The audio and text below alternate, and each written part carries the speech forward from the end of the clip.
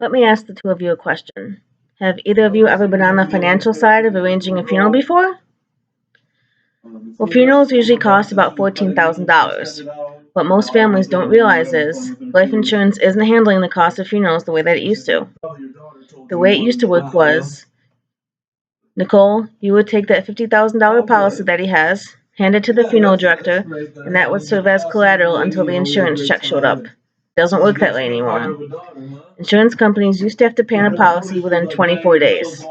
Now, they can hang on to your policy for up to 60 days. Why do you think that they do that? Exactly, interest. Millions and millions of dollars they make off of the interest.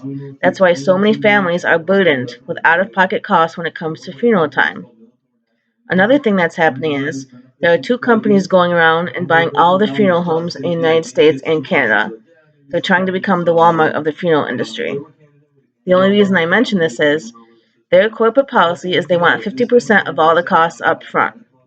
Now, I don't know about your guys' current financial situation, but most of the families that I sit down with don't have an extra $7,000 lying around for a funeral.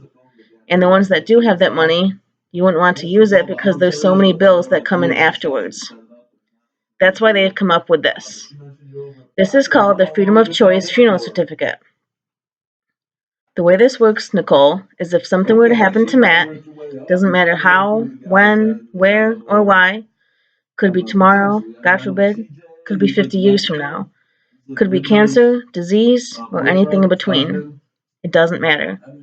Nicole, you take this to any funeral home in the United States and they'll accept it. In fact, they love it because it's backed by big, powerful unions like yours, and they know they're going to get paid. So if you want to do traditional, like you mentioned earlier, flowers, casket, funeral, gravesite, that's going to cost about that $14,000. What you do is you take this to the funeral home, turn this over, write $14,000 right here, fill in the arrangements, and sign as the beneficiary. That's it. Everything is completely taken care of. There's not one out-of-pocket cost whatsoever. As long as you keep Matt's funeral under $37,000, and Matt, you keep Nicole's funeral under $37,000. Those are two very important numbers. When you leave the funeral home, the funeral director is going to call this number right here at our corporate office, and they're going to ask us two questions. One, are you enrolled in the program? When I leave here tonight, you'll be enrolled. That won't be a problem. The second thing they're going to ask us is how much money do you have to work with? Now, if I told them that you have $37,000 to work with, what do you think that the funeral would magically cost? Right, $37,000. It shouldn't work that way. We don't allow it to work that way.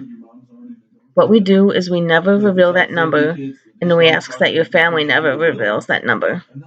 What we'll do is simply cut them a check for $14,000 and cut you a check for the difference, Nicole.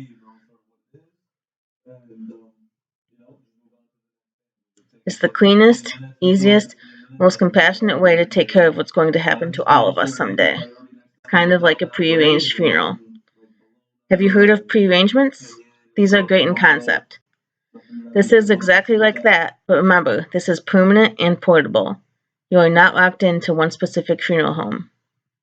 And prearrangements can cost up to $100 a month, and they are only good for the amount of money that you have paid into it. This is a blank check for $37,000. You each have the certificate. Does that make sense how this works? Do you see how important it is to have that? Matt, why is that important for you to have? Nicole, why is that important that he has that on you?